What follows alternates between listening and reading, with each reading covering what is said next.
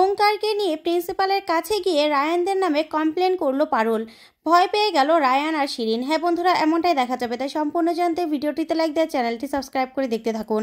গল্পের শুরুতেই দেখা যাবে ওঙ্কারকে মেয়েদের মতো লিপস্টিক টিপ সবকিছু দিয়ে সাজিয়ে তারপরে হাফ প্যান্ট পরিয়ে সুপারম্যানের মতো এক পা উঁচু করে এক হাত উঁচু করে দাঁড় করিয়ে রাখে রায়ানরা। তারপরে সবাই মিলে বলতে থাকে, কি তুই না বলেছিলি তোর পারুল তোকে বাঁচাবে, বাঁচাতে আসলো, কেউ তোকে বাঁচাতে পারবে না, আর পারুলের পক্ষ নিবি?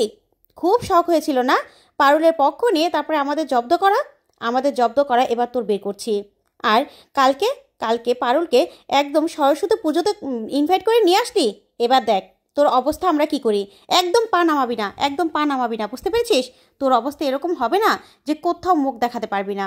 তখনই ওঙ্কার চোখ বেয়ে জল পড়তে থাকে। ওইদিকে রায়ানরা সবাই হই হুল্লা করতে থাকে আর ওঙ্কারের ছবি তুলতে থাকে।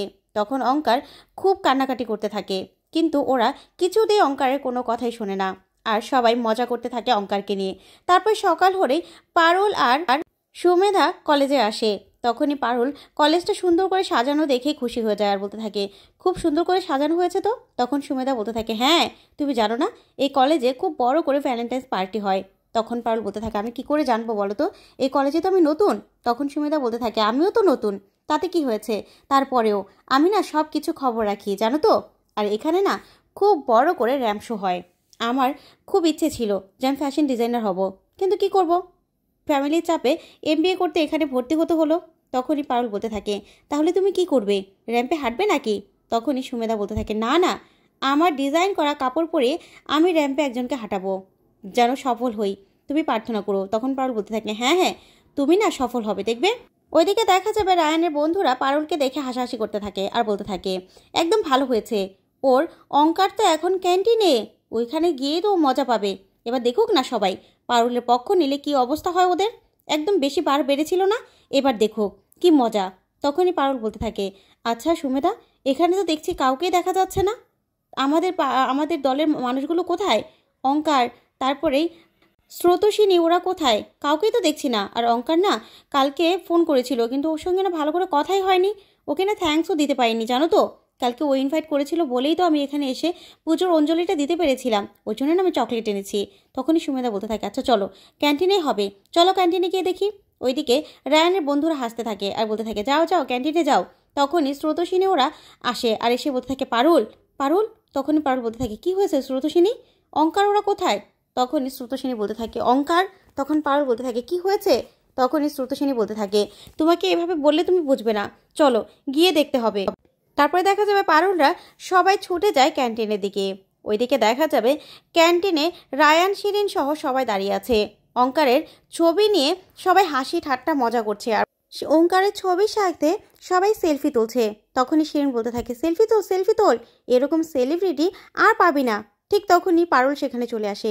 ওঙ্কারের এরকম ছবি দেখে পারুল অবাক হয়ে তাকিয়ে থাকে আর মনে মনে বলতে থাকে, ইস, ওঙ্কার সেজন্য আমাকে রাতে ফোন করেছিল, কিন্তু আমার কাছে হেল্প চেয়েছিল হয়তোবা, আমি ওকে হেল্প করতে পারলাম না, আজকে আমার জন্যই তো ওর এই অবস্থা। তখনই পারুল অবাক হয়ে তাকিয়ে থাকে। তারপরে পারুল রায়ানকে বলতে থাকে, কী রে তোরা মানুষ না তাই না, একটা মানুষকে নিয়ে এরকম মজা করতে তোদের একটু বাধে না? ওঙ্কার কোথায়, কোথায় ওঙ্কার? তখনই সবাই মিলে অবাক হয়ে যায়। তখন রায়ান বলতে থাকে, ওঙ্কার সে আর আসবে না, সে না আকাশে উড়ছে। তখন পারুল বলতে থাকে, ছি রায়ান ছি, তোকে না মানুষ ভাবতে আমার লজ্জা করে।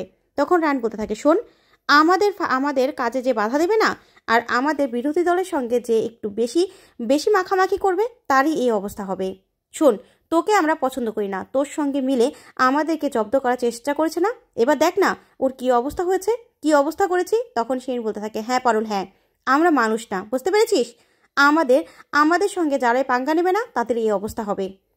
সবাইকে বলে দিলাম, কেউ যদি এই ইউনিভার্সিটি থেকে পড়ালেখা কমপ্লিট করে যেতে চাও তাহলে ওর সঙ্গে কেউ থাকবে না, এই পারুলের সঙ্গে যারাই থাকবে তাদেরই কিন্তু এই অবস্থা হবে। তখন পারুল বলতে থাকে, তোরা না কিচ্ছু করতে পারবি না, দেখ তোদের আমি কি করি।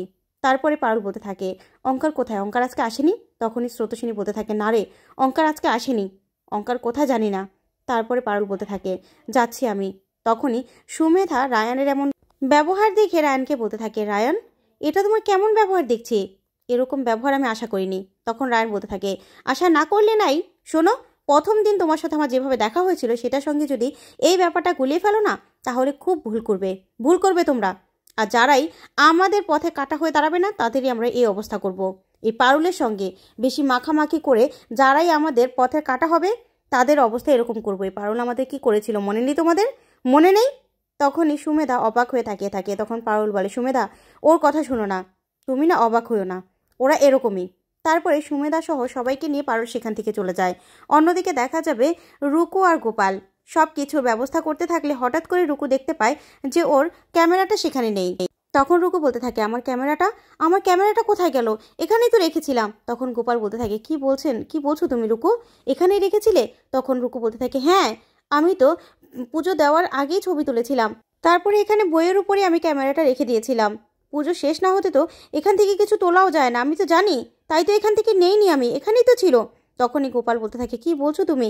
তখনই রুকু কাঁদতে থাকে আর বলতে থাকে, আমার সব থেকে প্রিয় ক্যামেরা ছিল, ওটা হারিয়ে গেল না, কেউ নিয়ে নিল। তারপরে গোপাল বলতে থাকে, না রুকু, এটা তো আমি খুঁজে বের করবই, দাঁড়াও আমি দেখছি। তারপরে গোপাল এদিক ওদিক সবাইকে পাঠাতে থাকে আর খুঁজতে থাকে। তখনই ভাদু টগরকে বলতে থাকে, ইস, বেশি রোয়াবগিরি দেখাচ্ছিল তাই না? ক্যামেরাটা নিয়ে এদিক ওদিক ফটো তুলছিল, তাও নাকি আবার ঠাকুরের পায়ের কাছে রেখে দিয়েছিল। এই গ্রামের লোক এরকম কিছু দেখেছে নাকি? এটা দেখেছে, নিশ্চয়ই কেউ চুরি করে নিয়ে নিয়েছে। তখনই রুকু কাঁদতে থাকে আর বলতে থাকে, আমার ক্যামেরাটা পাওয়া যাবে না, না, আমার এই শখের ক্যামেরাটা হারিয়ে গেল। তখন গোপাল রুকুর কাছে আসে, এসেই বলতে থাকে, না রুকু, তুমি একদম চিন্তা করো না, তোমার ক্যামেরাটার জন্য তোমার কষ্ট লাগছে আমি জানি, কিন্তু তোমার এই ক্যামেরাটা আমি তো খুঁজে বের করবই, তুমি আমাকে একটু সময় দাও। তখন রুকু খুব কষ্ট পেতে থাকে। অন্যদিকে দেখা যাবে অঙ্কার নিজে ব্যাগপত্র গুছিয়ে হোস্টেল থেকে চলে যেতে লাগে।